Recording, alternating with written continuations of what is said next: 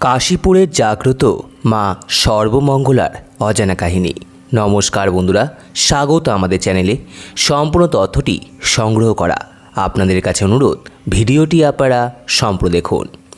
বহু বছর আগে একদিন সন্ধ্যায় উত্তর দিকে নদীতে ভ্রমণ করছিলেন রঘু ডাকাত। ভ্রমণ করবার সময় তিনি কাছের জলাশয়ের মধ্যে দুটি পাথরের মূর্তি দেখতে পান, একটি মহাদেবের আর একটি চতুর্ভুজা মা দুর্গা। তবে রঘু ডাকাত তেমন গ্রাহ্য না করে চলে যান। কিন্তু সেই দিন রাতেই স্বয়ং মহামায়া তাকে স্বপ্নাদেশ দেন, মায়ের মন্দির বানিয়ে দেওয়ার নির্দেশ দিয়েছিলেন। রঘু ডাকাত এরপর স্বপ্নাদেশ অনুযায়ী মূর্তি দুটি জলাশয় থেকে বের করে মায়ের মন্দির নির্মাণ করেন। শেষ জীবনে তিনি দেবীর মাহাত্ম্য প্রচারে নিজেকে সমর্পণ করেন।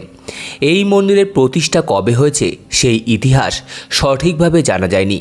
পরবর্তীতে যদিও চিতে ডাকাত এই মন্দিরের দায়িত্ব গ্রহণ করেন। শোনা যায় মায়ের জন্য মোটা নূপুর গড়িয়ে দেওয়া হয়েছিল। 15 দিন পর দেখা যায় সেই নূপুর ছিঁড়ে গেছে। মা স্বয়ং এই মন্দিরে হেঁটে বেড়ায়।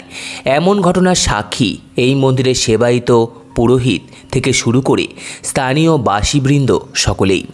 এমনকি রাতে কখনো কখনো মায়ের নূপুরের আওয়াজও অনেকে শুনতে পেয়েছেন। যাই হোক, এই মন্দিরের প্রবেশ তোরণটি খুবই সুন্দর এবং নজরকাড়া। প্রবেশ তোরণ থেকে প্রবেশ করলে সামনেই পড়ে হাড়ি কাস্ত, ডান দিকে নাট মন্দির আর সামনেই মায়ের প্রধান মন্দির। মা এখানে চতুর্ভুজ রূপে অর্থাৎ সর্বমঙ্গলা রূপে বিরাজমান। দেবী মা নিম কাঠ দিয়ে নির্মিত। মায়ের গাত্রবর্ণ রক্তবর্ণা। বাম দিকের এক হাতে খড়গ এবং অন্য হাতে কমণ্ডলু, অন্য ডান দিকে দুই হাতে বরাভয় এবং অভয় মুদ্রা। দুই চোখে যেন রুদ্রাণী রূপ। দেবীর বাহন শ্বেত মৃগরাজ, নিচে মহিষাসুরের মুণ্ড।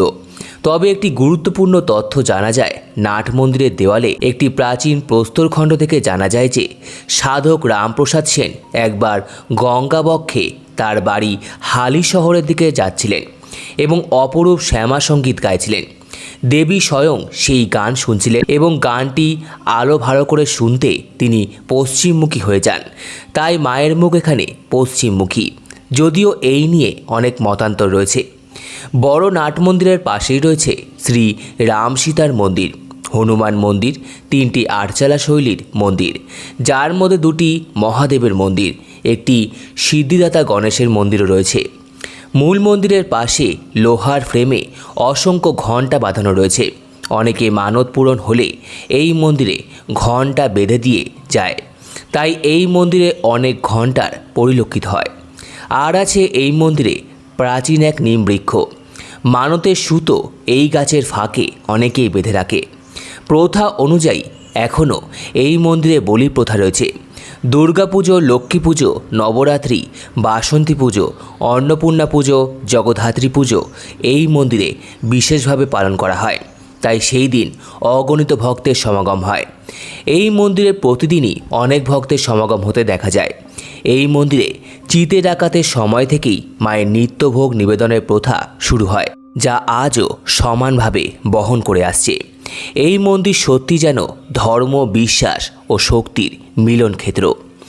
এই মন্দিরে আসার সবচেয়ে সহজ উপায় বা মাধ্যম হলো সড়কপথ। হাওড়া বা শিয়ালদা অথবা দক্ষিণেশ্বর বা ডানলপ থেকে বাসে করে আসতে হবে BT road, Chiriamore bus stoppage. পাশেই কাশীপুর যাওয়া খগেন্দ্র চ্যাটার্জি রোড ধরে হেঁটে বা টোটোতে সরাসরি মন্দির প্রাঙ্গণ। এছাড়াও সরাসরিভাবে এলে 43 নম্বর বা 242 নম্বর বাসে নামতে হবে কাশীপুর বিবিবাজার স্টপেজ।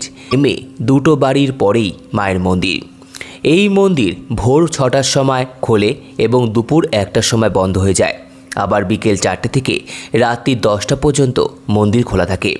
অর্থাৎ প্রায় সারাদিনই সাধারণ দর্শনার্থীদের জন্য মন্দির খোলা থাকে।